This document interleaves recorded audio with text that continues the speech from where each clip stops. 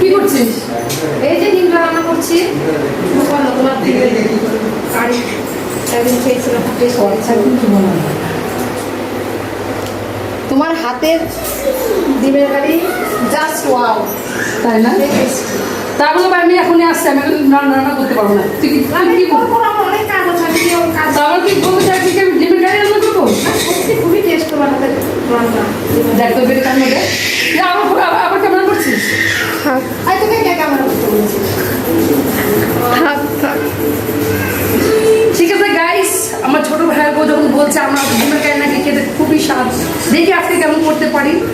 কিন্তু আমাকে কিন্তু একটু বলা চলে, আমাকে একটু কিন্তু পরীক্ষাই দিচ্ছি, কি বলবো। আসছি যখন একটু করেই দেখি কেমন কি। হ্যাঁ, ওই ডিমটা ছিল না, হয়নি। অবস্থা তুই শর্ট ডিমে তো কি অবস্থা বল আমাদের। আজকে তুই যা আর কাটিস, যা তুই ভালো থাকবি।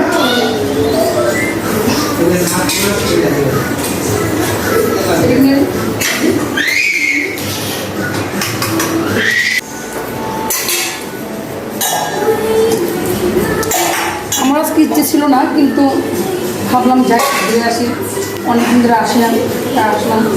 আসার সঙ্গে সঙ্গে এই কারণে মানে ননদ আর ভাইয়ের বউ কাকে বলেছি, মানে বৌদিকে দেখলে ননদের ইচ্ছে হয় যে বৌদি এসে রান্না করো, আর ননদকে দেখলে বৌদির ইচ্ছে হয় যে ননদ রান্না করো। ঠিক আছে, আজকে একটু ডিমের কারি রান্না করে দেখি কেমন। তো যাই হোক গাইস, আমি বাড়িতে রান্না করে খেয়ে দিয়ে এসেছি। তো একটা কাজে এসে বাস আমি ফেসে গেলাম রান্নাতে।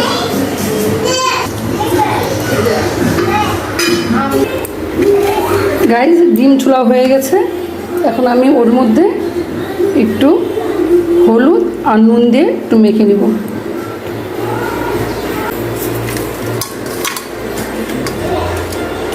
একটা ডিম কুসুমটা বেরিয়ে গেছে ওখান থেকে।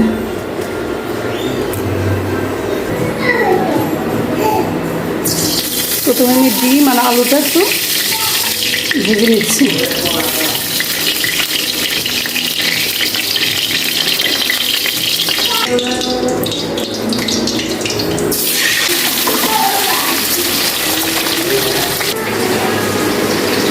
আমি মিক্সচার মেশিনে বাটিগুলো খুঁজে পাচ্ছি না, যাই হোক এখানে খুঁজে পেয়ে গেলাম। ওর মধ্যে আমি আদাটা আর হচ্ছে রসুনটা একটু মিক্সচারে ঘুরিয়ে নিই।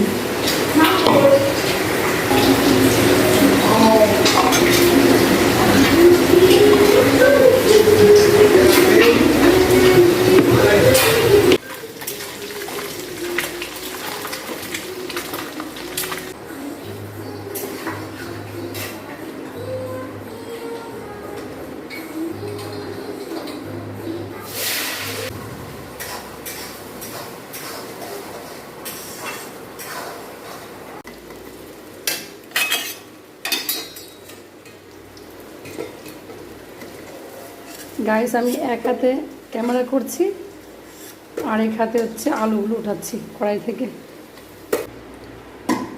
গাইস, হঠাৎ করে এসে রান্না করছি তো, তাই ঠিকঠাকভাবে আমি জিনিস খুঁজে পাচ্ছি না কোথায় কী রেখেছে।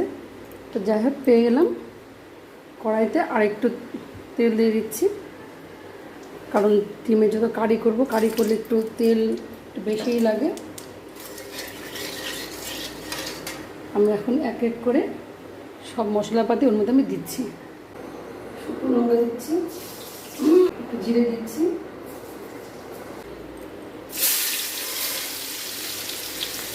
পেঁয়াজটা একটু লাল লাল করে একটু ভেজে নেব।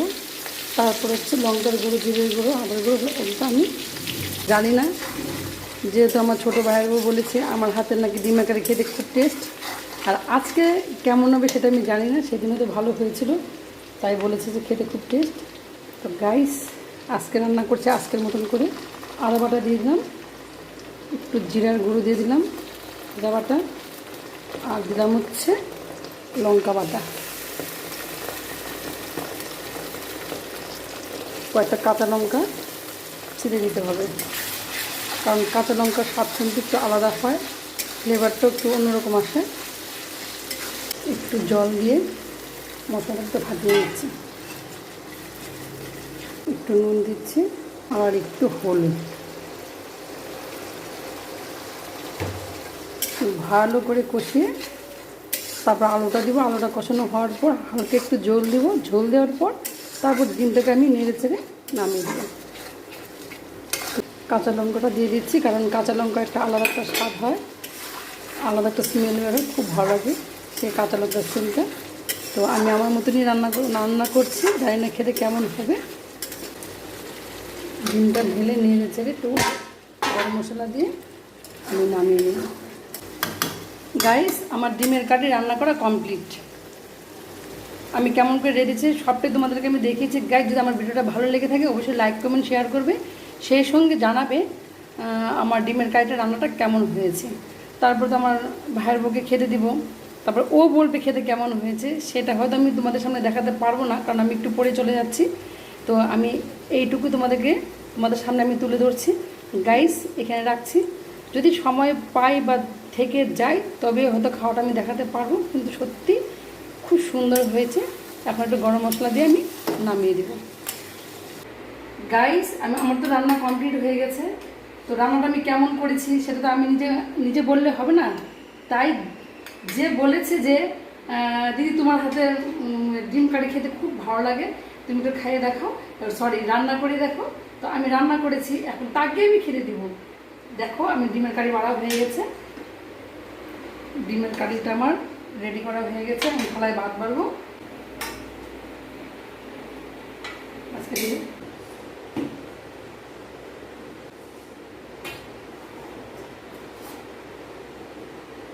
গাইস, দুটো থালা বাড়া হয়ে গেছে। এখন দুজনে একসঙ্গে বসে খাবো।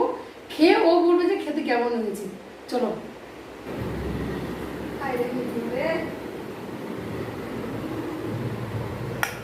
নে, এই যে খেতে দিলাম, খেয়ে বলবে কেমন হয়েছে। ঝোলটা চেকে বলতো কেমন হয়েছে ডিমের কারিটা।